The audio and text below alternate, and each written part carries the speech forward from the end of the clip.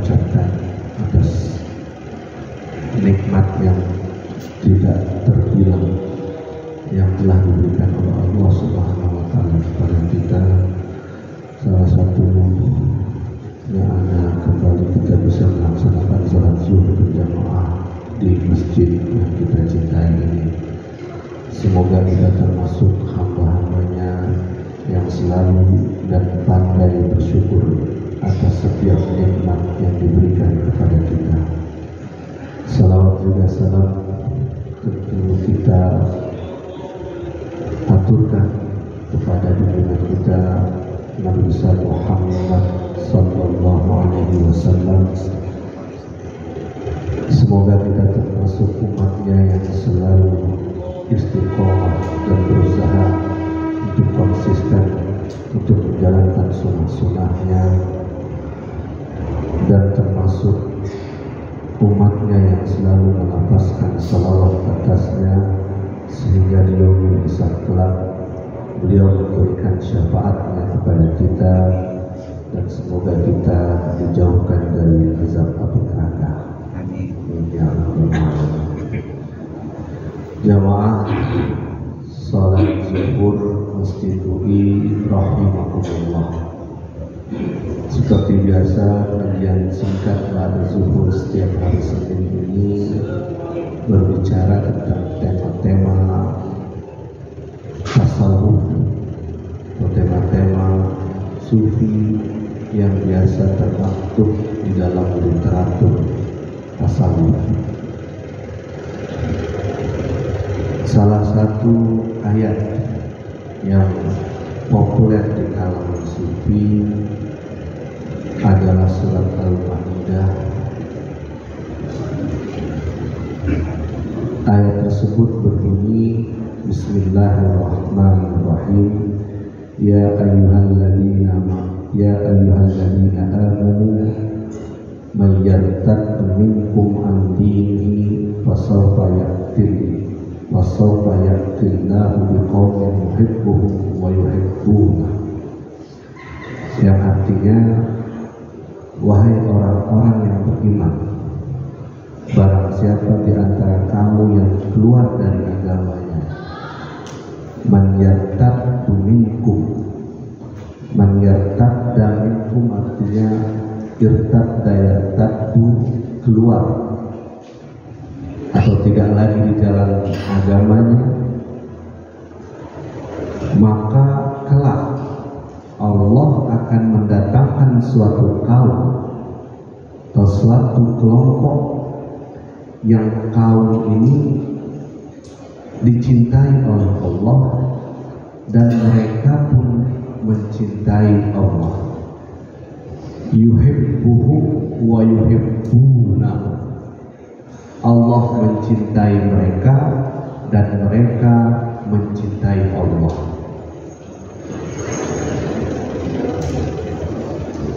Tafsir dari kalangan sufi tentang ayat ini bahwasanya sebagaimana hamba Tuhan mencintai Tuhannya, sebagaimana kelompok atau kaum ini mencintai Tuhannya, Tuhan juga mencintai mereka. Jadi yuhibbuhum wa yuhibbunahu, Allah mencintai mereka dan mereka mencintai Allah. Inilah yang dinamakan cinta. Karena cinta itu harus dua arah. Allah mencintai mereka dan mereka mencintai Allah.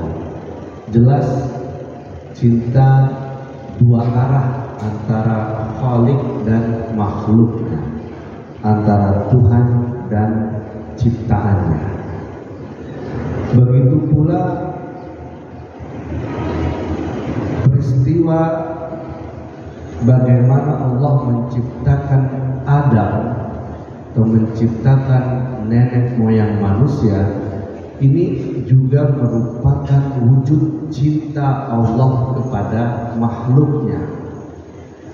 Diciptakan Adam supaya mereka ini kelak menjadi khalifatul fil ard, menjadi kelak pemimpin atau bayang-bayang Tuhan yang ada di muka bumi ini.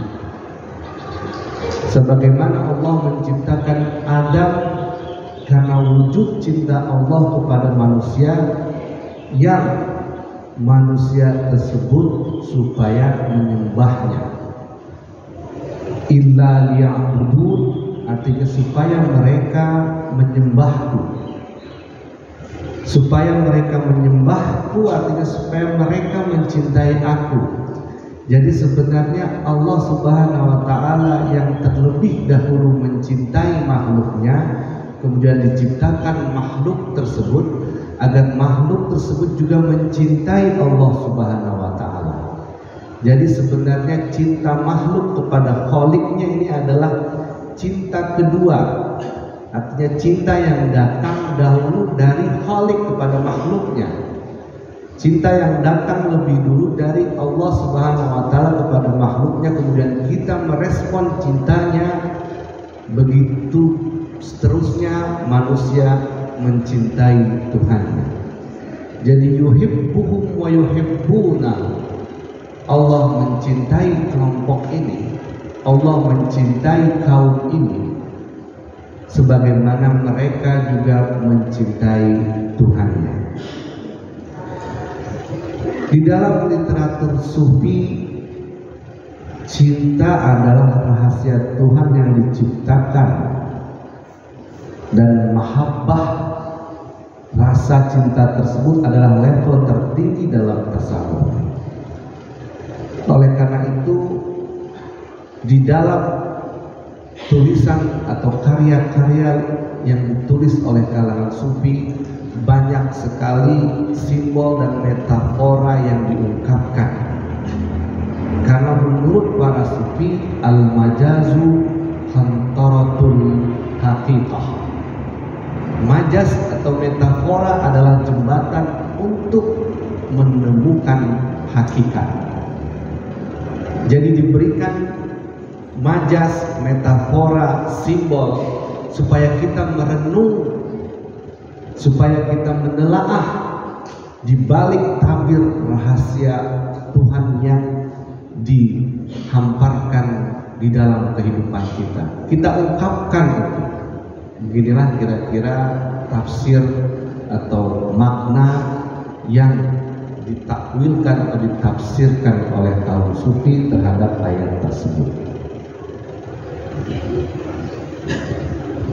Bahkan disebutkan bahwasanya rasa tersebut, mahabbah itu lebih tinggi levelnya dari iman, bahkan dari kufur sekalipun. Dan level yang tertinggi itu adalah mahabbah atau rasa cinta itu yang diberikan kepada kita. Dan mahabbah menurut kalangan sufi adalah semua yang ada di dalam hati ini akan sirna kecuali rasa cinta kita kepada Allah Subhanahu wa Ta'ala. Cinta dalam tasawuf itu adalah cinta yang memang tujuannya hanya kepada Allah Subhanahu wa Ta'ala. Di dalam suatu ungkapan disebutkan, man talabani wajadani, wa man wajadani arafani, wa man arafani habbani, wa man ahabbani asyaqani, wa man asyaqani asyaqtu. Barang siapa yang mencariku, maka ia akan mendapatiku. Barang siapa yang mendapatiku, maka ia akan mengenaliku. Barang siapa yang mengenaliku, maka ia akan mencintaiku. Dan barang siapa yang mencintaiku, maka aku mencintainya. Dan barang siapa yang mencintaiku, aku telah lebih dahulu mencintainya. Ini juga merupakan atau penjelasan dari hadis qudsi yang juga populer di kalangan para sufi, yang menyebutkan man arafa nafsahu faqad arafa rabbahu. barang siapa yang telah mengenal Tuhannya, maka barang siapa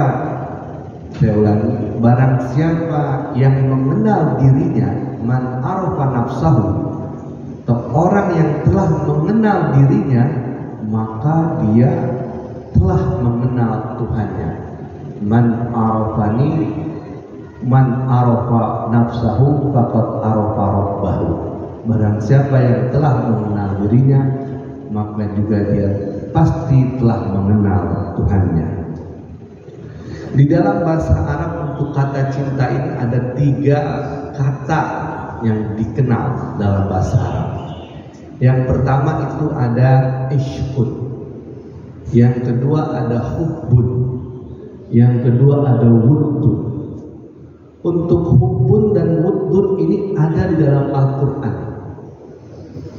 Di salah satu ayat, asyaddu hubban lillah, dan mereka lebih atau sangat mencintai Allah Subhanahu wa Ta'ala. Kemudian ada Rabbul Wadud, artinya Tuhan yang maha mencinta. Jadi memang salah satu sifat Tuhan bahkan yang menjadi kita, atau sifat tersebut kita hidup karena kekuasaannya, yaitu Rabbul Wadud, yang artinya Tuhan maha pencinta. Lalu apa yang dimaksud dengan cinta yang dalam definisi para kaum sufi? Tentu kita mengenal kata ini. Kita sudah mengenal bahkan dari kecil kata cinta. Tapi cinta yang dimaksud dalam definisi kaum sufi ini adalah cinta yang tidak memiliki makna paradoks, atau cinta yang tidak memiliki lawan kata. Kalau ada lawan kata cinta itu adalah benci, berarti bukan cinta itu yang dimaksud. Karena cinta dengan lawan kata benci itu tentu bukan untuk Tuhan. Tapi cinta yang tidak memiliki makna paradoks, itulah cinta terhadap Tuhan. Cinta yang tidak punya lawan kata benci, karena tidak mungkin kita membenci Tuhan, atau bahkan dulu kita pernah benci Tuhan kemudian sekarang kita cinta. Tapi kalau cinta yang punya kata paradoks itu biasa kita ungkapkan atau kita aplikasikan untuk sesama makhluk, tapi tidak untuk cinta yang artinya cinta pada Allah Subhanahu wa Ta'ala. Di dalam banyak literatur tasawuf juga disebutkan cinta yang tidak memiliki makna paradoks ini diibaratkan seperti buih yang apabila dia sampai di lautan, buih itu tidak menjadi hilang atau bahkan sirna atau tidak dianggap sama sekali karena hanya buih di lautan luas. Tapi yang dimaksud dengan cinta dengan metafora buih ini adalah buih yang ketika sampai di dalam lautan, dia menyatu bersama lautan luas, menyelam bersama lautan samudra, bersatu, semakin besar cintanya. Jadi buih yang tadi ketika sudah sampai ke dalam lautan, semakin besar volumenya, semakin besar intensitasnya terhadap, bahkan menyatu bersama lautan tersebut. Inilah kecintaan atau cinta yang dijelaskan oleh para sufi atau dikiaskan oleh para sufi ketika memaknai cinta kepada Allah Subhanahu wa Ta'ala. Hadirin jamaah rahimahumullah. Menurut Attar Nishaburi, salah satu sufi dari abad 12, abad 11, yang karyanya diberi judul Mantiqut Thair atau musyawarah burung atau Parliament of Birds diterjemahkan dalam bahasa Inggris.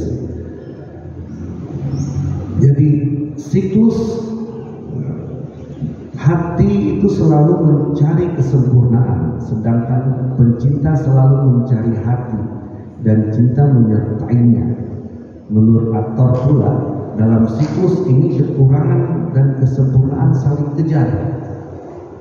Kekurangan dan kesempurnaan saling kejar. Cinta dipandang sebagai pendorong bagi gerakan evolusi oleh karena ia memiliki tempat yang sangat tinggi. Kesempurnaan mutlak hanya berasal dari cinta, dan aliran cinta ini melompat tinggi karena berharap dapat menyatu bersama sang kekasih. Oleh karena itu, cinta dalam sufisme adalah titik balik pengetahuan dan prinsip dasar menuju makrifat. Jadi, kenapa di banyak literatur juga disebutkan mazhab sufi ini adalah mazhab cinta? Karena yang pertama kali dilakukan dalam tasawuf itu adalah tahzibun nafs, mensucikan hati, mengosongkan hati, hanya ada cinta di dalamnya, itu pun hanya kepada Allah Subhanahu wa Ta'ala. Jadi cara sufi, kaum eksetis yang dengan aktivitasnya mensucikan hati ini, memang ia menafsirkan dari ayat dari surat Al-Maidah tadi, yang mereka pun berharap semoga kelompok atau kaum yang dimaksud Allah mencintai mereka adalah mereka yang mencintai Allah. Hadirin jamaah rahmatullah, jadi ada mahabbah atau cinta adalah satu-satunya faktor mencegah dari perpecahan, pembunuhan dan pertumpahan darah, juga faktor paling kuat dalam persaudaraan. Jadi jelas bahwa memang manusia dianugerahkan rasa cinta itu untuk mereka atau sesama manusia juga saling mencintai, saling menjaga persaudaraan. Tetapi cinta manusia kepada Allah dan Allah juga mencintai mereka adalah sebuah makna kita dalam menjalani kehidupan ini. Karena sesungguhnya kita adalah makhluk milik Tuhan yang juga pasti akan kembali kepadanya. Kebetulan kita ditempatkan di dunia ini sebagai medan atau jembatan kita menuju akhirat. Jadi dunia ini harus kita berbuat dengan tindakan yang mulia sebelum kita memuliakan akhirat. Karena tidak mungkin kita terlalu memuliakan akhirat tapi hidup dalam dunia ini dengan tidak mulia. Karena sesungguhnya kehidupan di dunia ini adalah jembatan kita atau selama penantian kita untuk menuju ke alam selanjutnya. Selama penantian ini kita diberikan mainan berupa dunia yang kita kadang bisa terlena, lalai, bahkan lupa oleh mainan ini, atau kita juga sadar bahwa ini adalah permainan yang diberikan kepada kita untuk sampai kita kepada akhirat. Jamaah rahimakumullah, demikianlah kajian singkat tentang cinta dalam tasawuf pada siang hari ini. Semoga kita termasuk hamba Allah yang senantiasa sampai mati pun kita mencintai Allah Subhanahu wa Ta'ala dengan menjalankan seluruh perintahnya dan menjauhkan segala larangannya, dan bertambah dekat kita pada Allah Subhanahu wa Ta'ala. Karena ada saja atau Bahkan ada beberapa yang menyebutkan kenapa Tuhan menjauh dariku. Sebenarnya kita yang menjauh, bukan Tuhan yang menjauh. Karena kalau kita lalai lupa akan kebesarannya, kita menjauh darinya. Tapi sebaliknya, kalau kita selalu dekat dengannya, berarti kita yang memang harus mendekat. Bukan Tuhan yang menjauh dari kita, tapi kita yang menjauh darinya. Hadanallahu wa iyyakum ajma'in. Wallahu muwaffiq ila aqwamit thoriq. Assalamualaikum warahmatullahi wabarakatuh.